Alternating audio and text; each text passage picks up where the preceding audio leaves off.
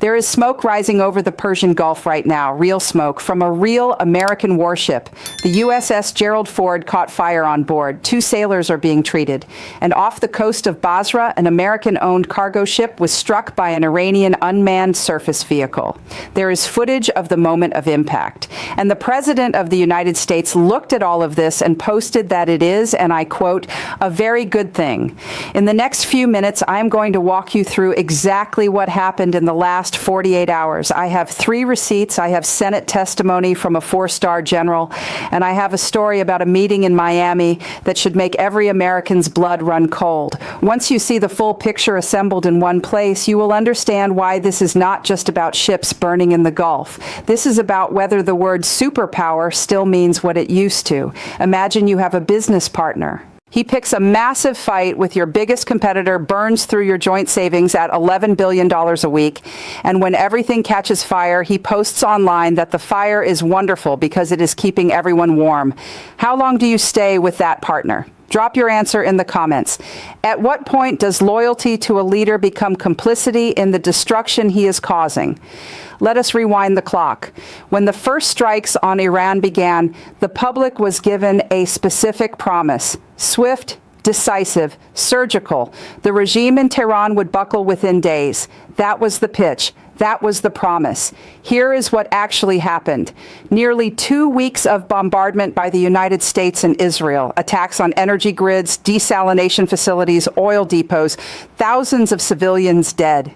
And after all of that, according to 3 sources who spoke directly to Reuters, U.S. intelligence now indicates that Iran's leadership is still largely intact and is not at risk of collapse anytime soon. Not buckling, not crumbling, hardening. Every bomb that falls on a civilian neighborhood gives the regime exactly what it needs: a population that stops questioning its own government and starts rallying against a foreign enemy. And someone with 4 stars on his uniform just confirmed it under oath. Receipt number 1, the Strait of Hormuz and the collapse of credibility. 14 ships have been struck. 3 on a single day, 3 more the day before.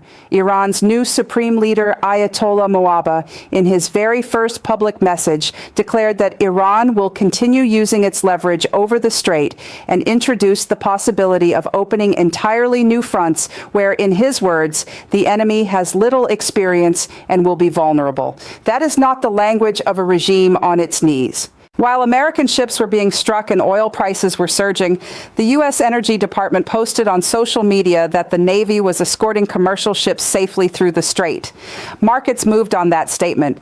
Real people made real financial decisions based on it. Then the post was deleted because it was not true. The escort operation never happened. Energy Secretary Chris Wright admitted it in a congressional hearing. He called it a miscommunication. But think about what actually occurred. A federal agency published false information about an active military operation in the world's most critical oil choke point. Markets moved, the lie was deleted, and the official response was to call it a miscommunication. The people who lost money because a federal agency cannot keep its social media honest are still waiting for an explanation. Trump's response to surging oil prices, he posted that this is wonderful, short-term pain for long-term gain. Tell that to the family, filling up their car at double the price they paid a month ago. Receipt number 2, Russia gets rewarded while American ships burn. Pay close attention to this one, because once you see it, you cannot unsee it. While American vessels were being struck in the Gulf, a delegation of senior Russian officials, including Kremlin Direct Investment Fund head Kirill Dmitriev and senior official Ushakov, flew to Miami. They sat down with Steve Witkoff and Jared Kushner. According to the Kremlin's own press service, the talks centered on increased economic cooperation and a further rollback of sanctions on Russian oil.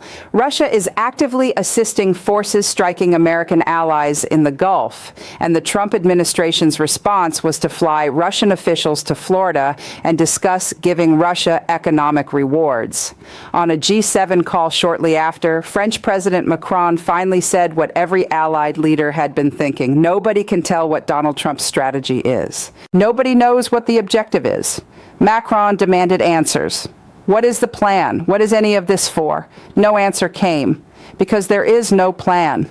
NATO Ambassador Whitaker appeared on television and said there is no public indication the Russians are participating, and that Russia told Witkoff they are not helping. So the official American position is now this. Russia says it is not involved, and we simply believe them, while inviting their officials to Miami for sanctions relief. Washington was not leading that G7 conversation. Washington was the subject of it. Receipt number 3. The school, the Senate, and the cover-up, a 4-star general blew open. This is the receipt that reframes everything else. General Grinkovich, top NATO allied supreme commander in Europe, appeared before the Senate under oath. He confirmed that the United States struck an elementary school in Manaban, Iran. 150 girls dead, 185 people total. The administration had been covering it up until a 4-star general stated it as fact on the public record. He also told the Senate directly that attacking civilian populations historically hardens resolve. He cited the London Blitz. He cited Ukraine. Every missile striking a school hands the Ayatollah the greatest recruitment tool he could ever imagine. That is a 4-star general telling senators, under oath, that this strategy is producing the exact opposite of its stated objective. Iran released propaganda systematically mocking every American denial. The Iranian embassy posted a memorial to the dead children of Manaban. The sarcasm cuts deeper than any press briefing Washington has delivered. Trump's response? He posted that Iran's national soccer team is welcome to the World Cup, but that he does not believe it is appropriate for their own safety. He oversaw the bombing of a school full of girls. He has turned their skies dark. And now he is threatening their soccer team on social media. You do not defeat a regime by giving it martyrs on a silver platter. Now look at the full contrast. Most leaders who start a war have an exit strategy, a coalition, a theory of victory that extends past the first week. Trump has none of that.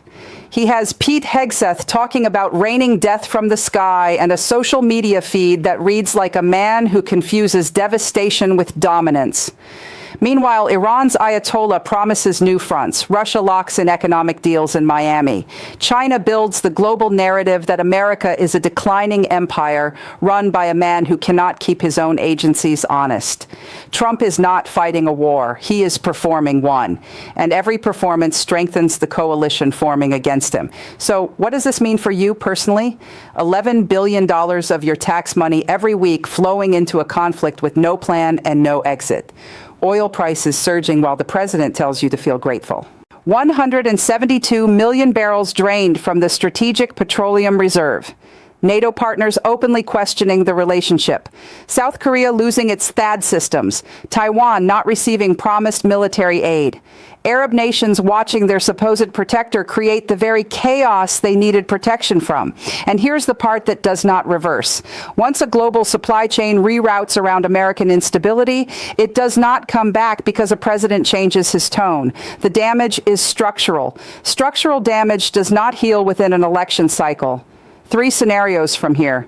Scenario 1, managed de-escalation. A back channel opens. A face-saving arrangement emerges. The bombing stops and markets stabilize. But the structural damage remains. Broken alliances, empowered adversaries, dead children, none of it rewinds. The alternatives built during this crisis become permanent features of the global landscape. Scenario 2, global realignment. Nations draw the obvious conclusion. You cannot depend on this Washington. More bilateral deals get signed without the United States in the room. Russia and China formalize their support networks into a parallel architecture. America remains powerful, but no longer the unquestioned center. This scenario is not hypothetical. It is already underway. Scenario 3, the escalation spiral.